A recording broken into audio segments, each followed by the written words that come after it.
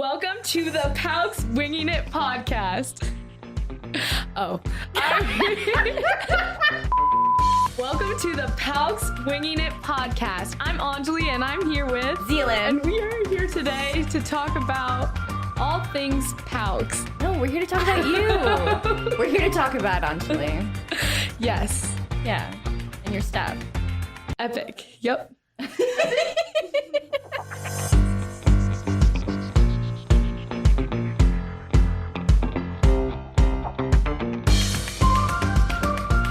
I came to PALCS last year, like USP, so I did kindergarten through 10th grade at like my big public high school.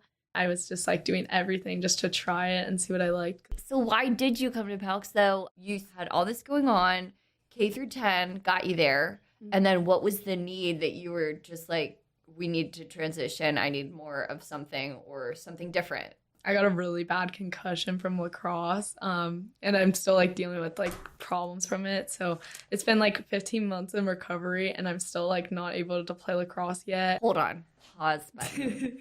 I need to know. Give me a play-by-play. What happened? It was in warm-ups, and one of my own teammates was like 4 feet away from me, and she just shot really crazy, and it hit me right here. But I had a helmet and everything, but she's committed D1 to VCU, and so she has a hard shot. And... Hold on. Your own teammate scored on your head. Yes. Is what happened. Yes. Okay, the first reason why I left Penridge is because I was really concussed, and like I had like couldn't do full days of school for 5 days a week because I needed like a bunch of breaks, and it was like really bad at first. And then another reason was my sophomore year I missed 30 days of school for like field trips and like leadership retreats and like, for your stuff, activities like, and stuff. Student council, yeah. You were like, I'm busy.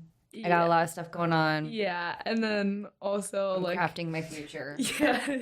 Sorry. There was a few reasons why I left, but also it was good because I still got to play sports and do a bunch of clubs at Penridge, and I still have my friends there, but I get to be here too. So you just went on a retreat and did some strategic organization for Work to Be Well. What is the cause of that?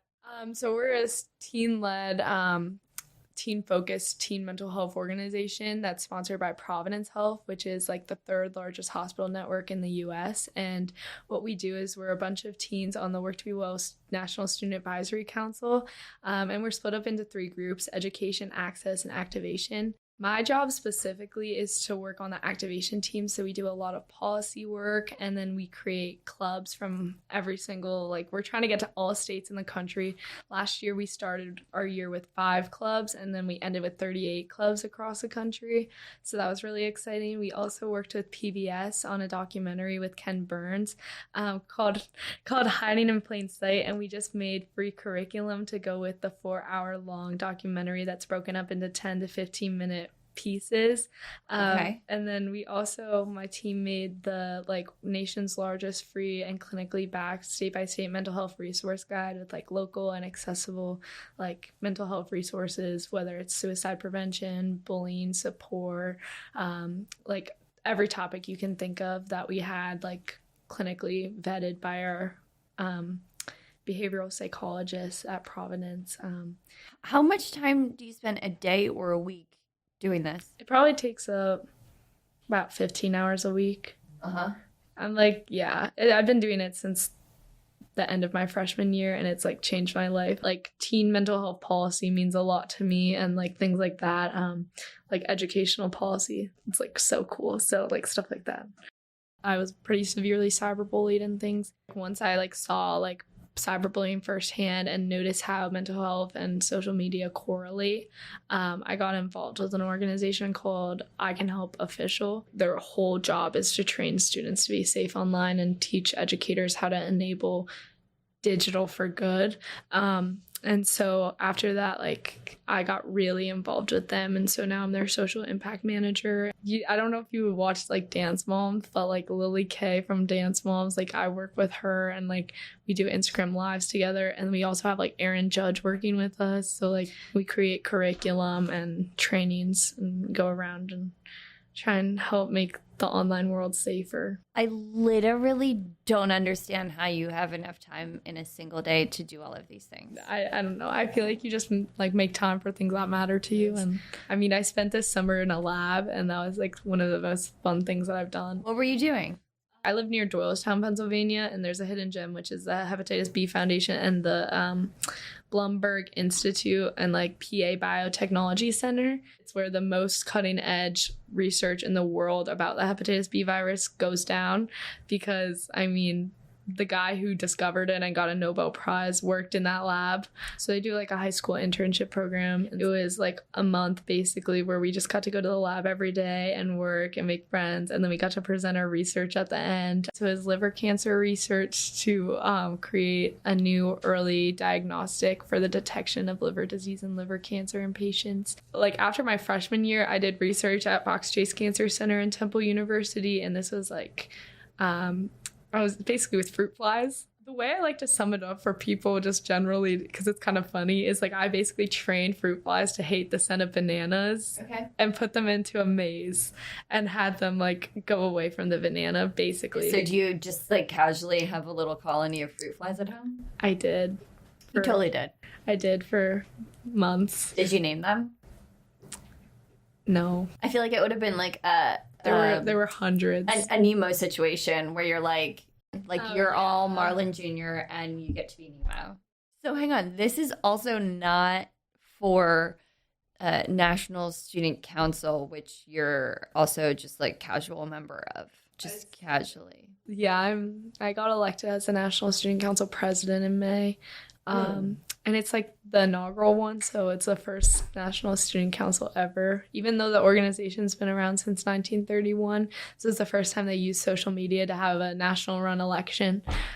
So I get to serve with about 40 other students on the council. So I used to be the state president of student councils in Pennsylvania for freshman and sophomore year and into the beginning of junior year. And then my term ended and I was so sad. I'm like, this is my like life. Like, what am I going to do with this empty void? And they announced that they were rebranding the National Student Council and they were going to have elections where you can run. And I was like, whatever, I'll just run for president, whatever, it'll be fun. And then I campaigned on social media for 3 weeks straight. It was like 9 hours of Instagram living a week. Like, how did you get a school to endorse you? My really good friend is the class president for, like, he's kind of like the school celebrity, town celebrity, because he's like Mr. Manteca, which is our town. So he just like got his teachers to film videos. When I found out I was with Dylan, and I literally started crying. I was so excited. Okay, flatware. What's flatware? Utensils. Jealous. I just thought of Jell-O. Grow. Tomato. Prosecute. Jail. Gallery. Art. Swipe. Right. Healthy. Unhealthy. No. Tidy. Neat. Budge. Scoot. Oh. Money. Great. Awesome. Chimney. Santa. Ooh. Inspector. House. Gear. Lacrosse. Advisor. Student council. Fog. Mist. Insight. Advice. Tailor. So. Designer. Passion. Sweater. Cozy. Proud. Accomplish. Stumble. Fall. Rest. Sleep. Work. Hard. PALCS. Makes it possible.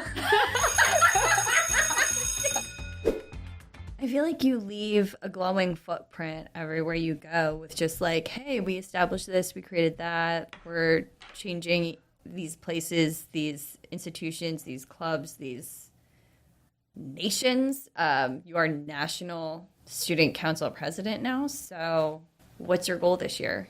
Ooh. So we have a ton. So for work to be well, my goal, so this is like a lot of my advisors are like, this isn't going to happen, don't get your hopes up, is to get a club in all 50 states.